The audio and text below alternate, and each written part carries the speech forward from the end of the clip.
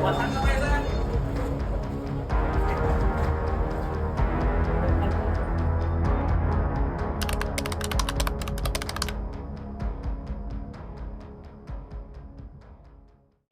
warahmatullahi wabarakatuh. Baik lagi dengan gue Sudobono di Laca. Teman-teman, ini adalah kelanjutan dari sidang pertama dalam kaitannya dengan kasus Jalan Cagak Subang, teman-teman. Jadi tanggal 28 yang pertama kemarin itu persidangan awal dengan tema pembacaan dakwaan, dan sekarang seminggu setelah persidangan pertama tanggal 4 April, yaitu pembacaan eksepsi dari terdakwa ya, atau bisa dibilang dari timnya Pak Yosep. Untuk itu, ingin tahu kelanjutannya, stay tune terus di Lacak Monogram.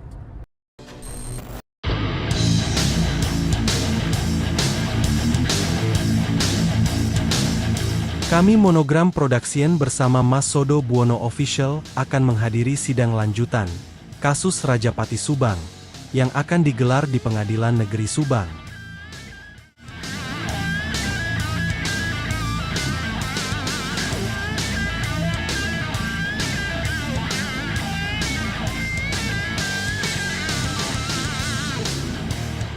Kurang lebih 1 jam 30 menit, perjalanan dari Bekasi menuju Jalan Maijen Sutoyono 1, Karanganyar, Kecamatan Subang, Jawa Barat.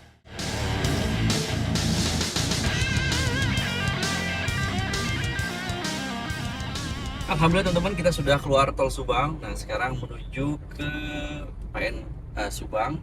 Kira-kira dari tol itu sekitar ya 2 menit 3 menit sudah sampai, soalnya dekat dari pintu tol, gak jauh.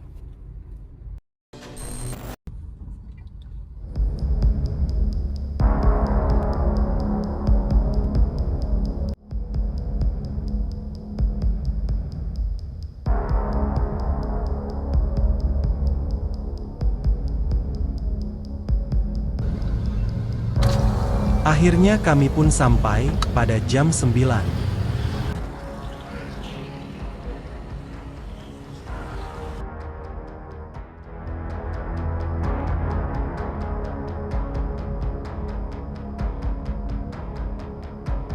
Setelah menunggu 1 jam lebih, akhirnya yang ditunggu-tunggu telah tiba, yaitu terdakwa Yosep Hidayah.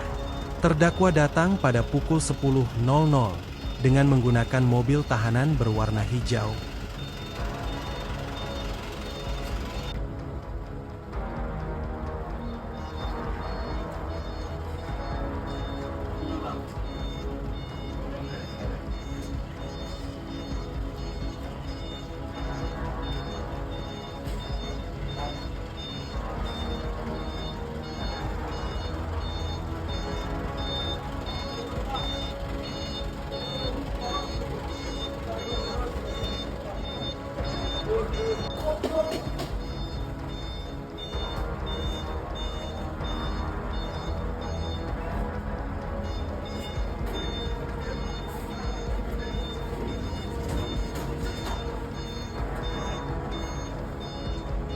Pak Yosep, puasa nggak Pak Yosep? Yosep Hidayah, terdakwa kasus pembunuhan ibu dan anak, Tuti Suhartini dan Amalia Mustika Ratu alias Amel, mengajukan nota keberatan atau eksepsi.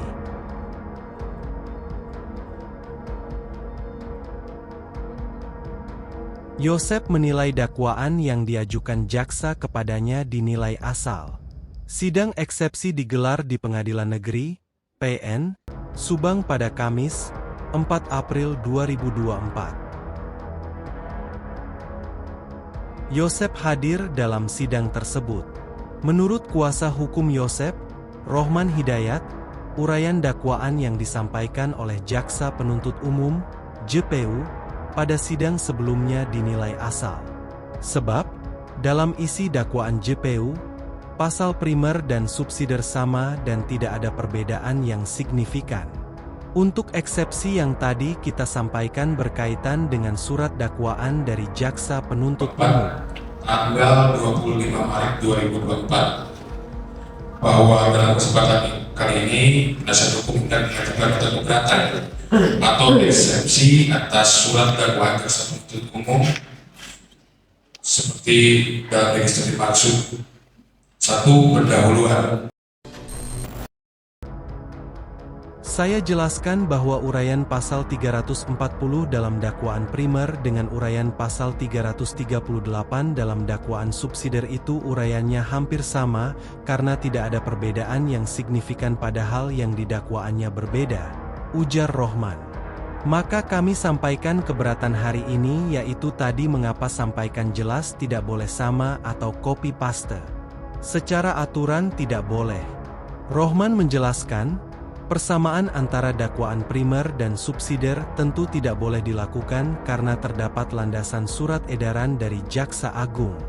Ada surat edaran Jaksa Agung tahun 2008 yang menyatakan tidak boleh copy-paste dari dakwaan primer ke subsidiar. Artinya harus beda karena memang beda pasalnya juga. Oleh sebab itu, pihaknya meminta bahwa uraian dakwaan yang disampaikan oleh JPU di sidang pertama tersebut harus dibatalkan sebelum nantinya masuk dalam pokok perkara. Kita minta untuk dakwaan bisa dibatalkan, karena ini belum menyangkut ke pokok perkara baru formalitas dakwaan. Kami menilai isi dakwaan ini asal, dan harus dibatalkan. Sementara itu, JPU akan menanggapi nota keberatan dari tim kuasa hukum Yosep. Rencananya, tanggapan JPU atas eksepsi ini akan digelar pada sidang berikutnya, pada Rabu, 17 April 2024. Intinya kita nanti akan menyampaikan tanggapan tentang eksepsi yang sesuai dengan agenda pada tanggal 17 April 2024. Ungkap Heali Mulyawati Suryaharja, salah satu JPU. Diketahui sebelumnya, Yosep didakwa 2 pasal atas pembunuhan Tuti dan Amel. Ya, prinsipnya kalau secara formal dakwaan itu copy paste dakwaan primer dan yang subsidiar itu copy paste. Seharusnya kan tidak boleh. Surat edaran Jaksa Agung B108 tahun 2008 itu menjelaskan bahwa dakwaan itu tidak boleh. Jadi yang ada dalam dakwaan yang seperti itu antara dakwaan primer dan dakwaan subsidiarnya itu dikopi, diuraikan hanya dikopi saja, tidak ada perbedaan. Padahal pasal yang didakwakan jelas berbeda.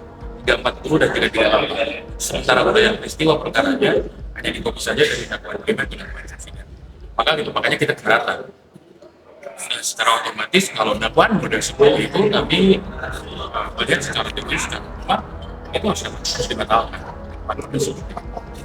Jadi tidak ada perbedaan antara pasal 340 dan 338. Unsur-unsurnya, peristiwa-peristiwanya, rangkaiannya pun tidak dibedakan, dibuat dikopi sedemikian rupa melalui dakwaan primer dan subsidiar. Itu yang menjadi dasar kita menyampaikan eksepsi hari ini adalah jadi itu sumbernya. Ya kita meminta mudah-mudahan bisa dipertimbangkan ini. Kita menilai formalitasnya dari surat dakwaan itu tidak.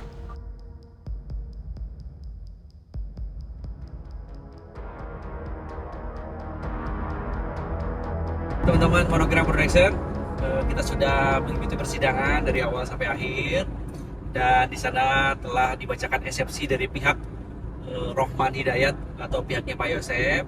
Itu mereka menginginkan bahwa dakwaan itu dibatalkan, teman-teman, karena berkaitan dengan masalah teknis pengisian laporan dakwaan lah, intinya begitu. Saya kurang paham ya, saya juga bukan orang yang memang paham tentang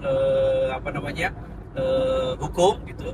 Jadi teman-teman sudah menonton, menyaksikan itulah alur persidangan di persidangan yang kedua berkaitan dengan eksepsi dari pihak Pak Yosep. Untuk itu, stay tune terus di channel Monogram untuk mendapatkan berita-berita terupdate dari kasus Jalan Cagak Subang. Gue Sodobono, pamit, lacak.